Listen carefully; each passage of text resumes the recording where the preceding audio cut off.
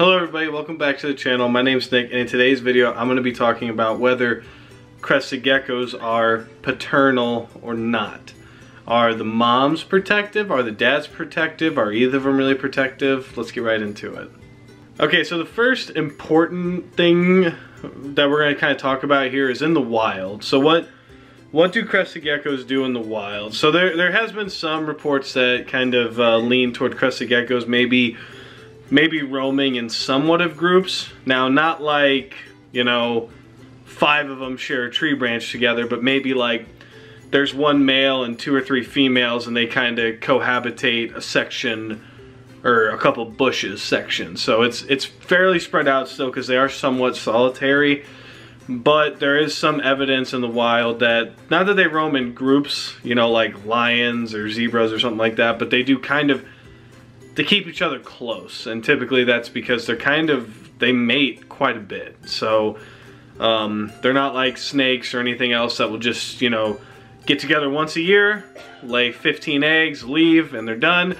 These guys lay 2 eggs a month, so they kind of need to be around, males and females kind of need to be around each other for the most part. So crested geckos, they lay their eggs in the dirt. And that's really not a surprise. I mean, even though, you know, they're semi-arboreal, it's not like they're building nests up in the trees and laying eggs like a bird would. They lay their eggs typically under a tree, you know, by the roots and whatnot. And sometimes I think that's a protective measure. But that is where they will lay their eggs, is in the dirt. So when it comes to egg protection, there's no real indication that crested geckos are protective of their eggs. Now I see a lot of people who will say like, oh well, my female, she stays in the spot where she laid her eggs. Does that mean that she's guarding her eggs? And the answer to that really is no. It's kind of because the odds of your gecko after laying its eggs being somewhere near the eggs in a tank that's 30 gallons is kind of high. You know, for the most part they're probably going to be close to where they laid. And that's just because they're in a smaller space than they would be in the wild.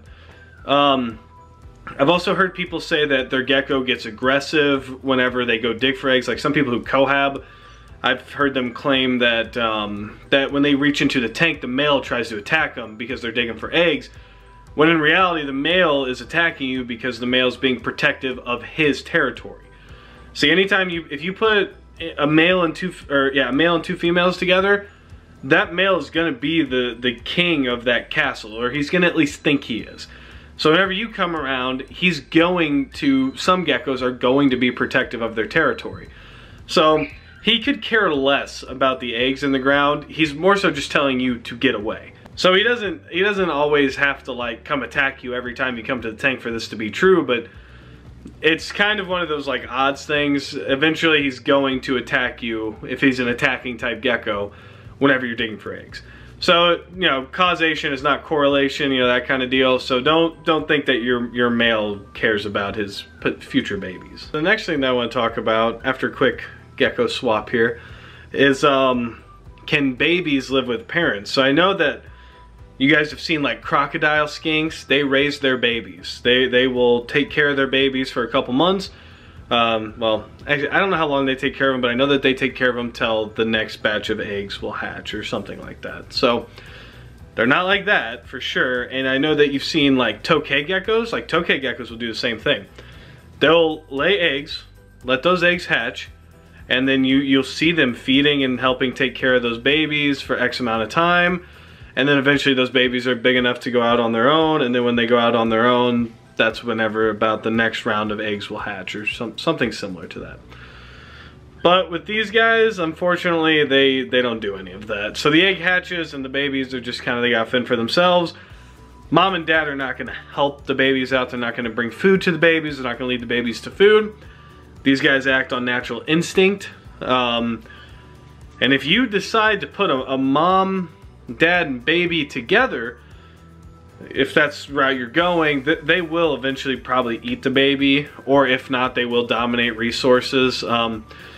There's even people who cohab, you'll run into situations where one gecko starts losing weight and you need to separate. So kind of the same thing with the baby. The baby's not going to be able to you know, be a dominant force in that, you know, with 2 50-gram geckos or whatever it is. So, and usually it kind of becomes a snack for the parents. I have had eggs laid in my bioactive tanks that I didn't get around to, and next thing I know, I'm seeing a crested gecko run around, and that's good. Now, usually I see them hiding though, and that's kind of important to remember, that they're gonna stay super hidden and they're not gonna just wanna be out with the adults where they could potentially be eaten once again.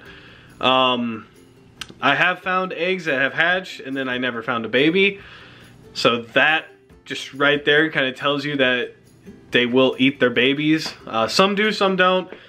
It's important that when you talk about really any species of animal, a blanket statement doesn't cover everything. So when I say that, yeah, I'm saying most parents will probably eat their babies. That doesn't mean all of them will. Some of them, even ones that I have, will obviously live just fine together for the first couple days, maybe, you know, until I can find them. But if I were just to let that continue, I truly believe that they would be a snack before they were a family. So, you know, just to wrap up this video, I don't think crested geckos are paternal. I don't think that they have any instincts like that. And there's really nothing to prove that they do have any instincts like that, especially when we have such other, you know, amazing reptiles that show such strong and really incredible paternal instincts.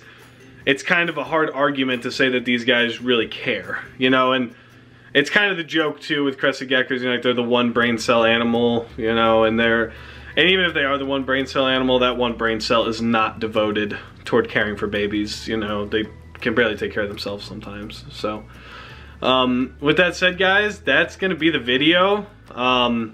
Get your eggs out of the tank. Don't let them raise each other or anything like that.